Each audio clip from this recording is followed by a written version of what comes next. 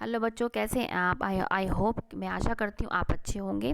ठीक है बच्चों, अब क्या है, हम अपनी वर्कशीट 7th क्लास की विज्ञान की वर्कशीट समझते हैं और उसके क्वेश्चन आंसर करते हैं।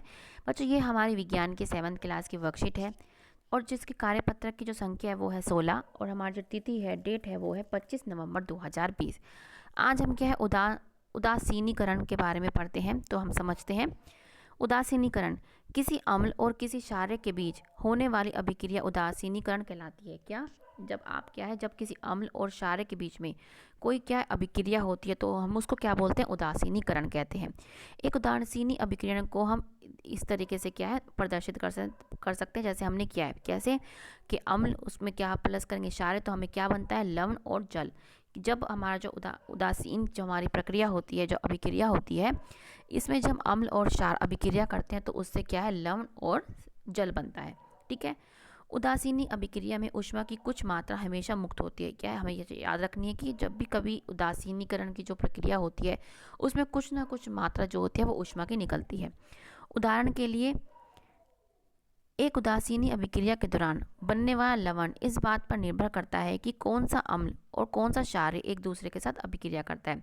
मतलब जो आपका उदासीनीकरण में जो ये लवण बन रहा है, ये किस पे निर्भर करता है कि हमने जो अम्ल और हमने क्षार लिया है कौन सा लिया है। ठीक है। जब सोडियम हाइड्रोक्साइड, जैसे हमारा ये है, को हाइड्रोक्लोरिक एसिड के साथ प्रतिक्रिया करवाते हैं, अभिक्रिया करवाते हैं, जैसे हमने इसमें किया है सोडियम हाइड्रोक्साइड और हाइड्रोक्लोरिक अम्ल को जब हमने आपस में क्या है प्रतिक्रिया कराया तो उदासीन अभिक्रिया होती है और सोडियम क्लोराइड और जल का निर्माण होता है। तो क्या बनता है हमारा? जब हम क्या है सोडियम हाइड्रो ऑक्साइड और हाइड्रोक्लोरिक अम्ल को जब हम क्या है इनके बीच में क्या है अभिक्रिया करवाते हैं तो क्या है उदासीनता की क्या है अभिक्रिया होती है और इसमें हमारा क्या है सोडियम क्लोराइड जो एक नमक है वो बनता है और हमारा जल बनता है। ठीक है। अब हमें यही याद रखना है कि जो निर्मित लवण, जो हमारा जो ये लवण बना है, उसकी जो प्रकृति होती है वो अम्लीय भी हो सकती है, क्षारीय भी हो सकती है, या वो उदासीन, या उसकी उदासीन मतलब उसका उसमें कोई भी प्रकृति नहीं होगी, वो न्यूट्रल जिसे कहते हैं ना, वो होगी। तो आपका एक क्वेश्चन भी आ सकता है और ये आपका क्वेश्चन है भी वर्कशीट में कि जो हमारा लवण बनता है उसकी प्रकृति कैसी हो सकती है? उसकी प्रकृति अम्लीय भी हो सकती है, क्षारीय भी हो सकती है और उदासीन प्रकृति का भी वो हो सकता है। ठीक है। अब हमने क्या है एक क्रियाकलाप करा है, जैसे आपको यहाँ पे दिख रहा है कि एक क्रियाकलाप कर रहा है कि किसी प्रणाली के 1/4 भाग को तनु हाइड्रोक्लोरिक अम्ल से भर लीजिए। जैसे आपको क्या है ये अम्ल लिया है, इसको 1/4 मतलब थोड़ा सा इसको क्या है इससे भर लो। यह एक रंगहीन विलयन होता है, मतलब इसमें कोई भी रंग नहीं होता।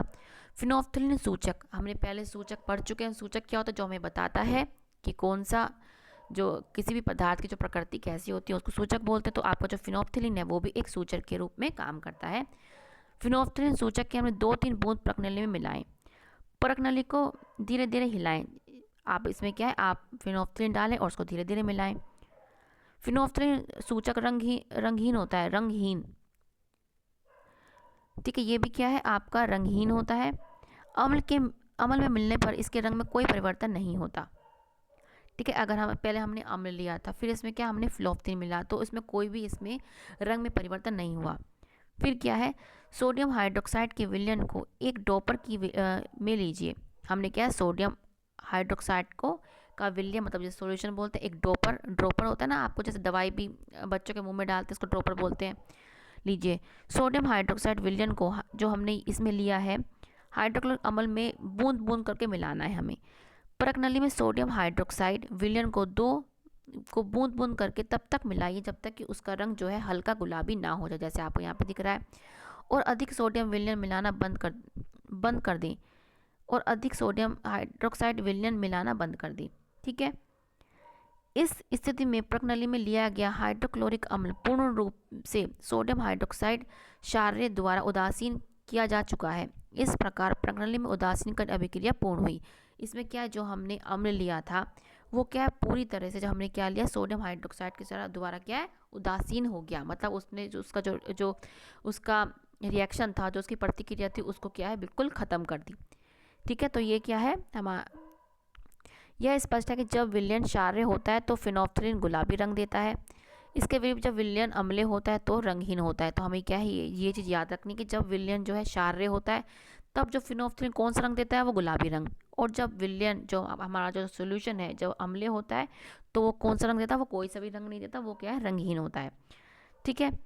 अब यदि हम अगर उदासीन की अभिक्रिया के बाद जब हमने करी, जैसे ही हम क्या प्रणाली को स्पर्श करते हैं, मतलब छूते हैं, तो क्या है, हमें गर्म महसूस होती है। क्यों? क्योंकि उदासीन अभिक्रिया में ऊष्मा निकलती, जैसे हमने ऊपर ही पढ़ा था कि जो है कब कुछ ना कुछ अभिक्रिया क्या है, ऊष्मा निकलेगी, तो जो क्या है, ऊष्मा क्या है, निकलती है।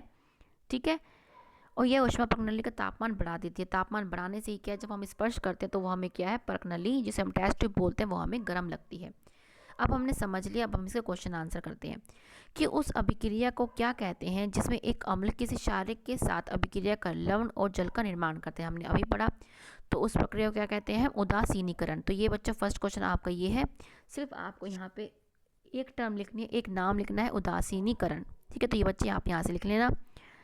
अब है सोडियम हाइड्रोक्साइड और हाइड्रोक्लोरिक अम्ल एक दूसरे को उदासीन कर लवण और जल का निर्माण करते हैं। ये जो तथ्य है, ये सही है या गलत? ये बिल्कुल सही है। ठीक है, ये हमने यही पढ़ा कि ये क्या है, एक दूसरे को क्या कर देते हैं, ये उदासीनकरण कर देते हैं। तो ये तथ्य जो है हमारा बिल्कुल सही है। तीसरा क्वेश्चन है हमारा कि उदासीनीकरण अभिक्रिया में निर्मित लवण डैश। अब हमने क्या पढ़ा था, हमने ऊपर पढ़ा था कि कौन कौन सी प्रकृति का हो सकता है, वो ये रहा कि जो हमारा लवण बना है वो अम्लीय, क्षारीय और उदासीन प्रकृति का हो सकता है। तो हम यहाँ पे क्या लिख देंगे, उदासीन अभिक्रिया में निर्मित लवण अम्लीय, ठीक है, कोमा लगा के आप क्षारीय और,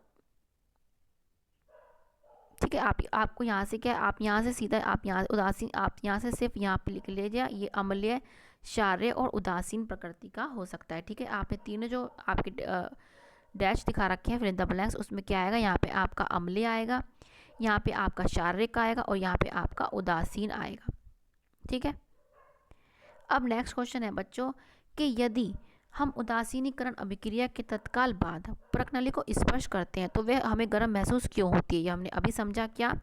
क्योंकि, ये आप यहाँ से अपना लिख लेना क्वेश्चन क्या है, ये आपका यहाँ से क्योंकि से आप फोर्थ क्वेश्चन, क्योंकि उदासीनीकरण अभिक्रिया में ऊष्मा निकलती है, यह ऊष्मा प्रणाली का तापमान बढ़ा देती है, इसलिए वो हमें क्या है, गर्म लगती है। तो बच्चे ये आप यहाँ से अपना क्वेश्चन का आंसर बेटा लिख लेना। तो बच्चों ये हमारी आज की वर्कशीट है 7th क्लास की विज्ञान की। बच्चों अच्छी लगी हो तो ज़रूर बताना।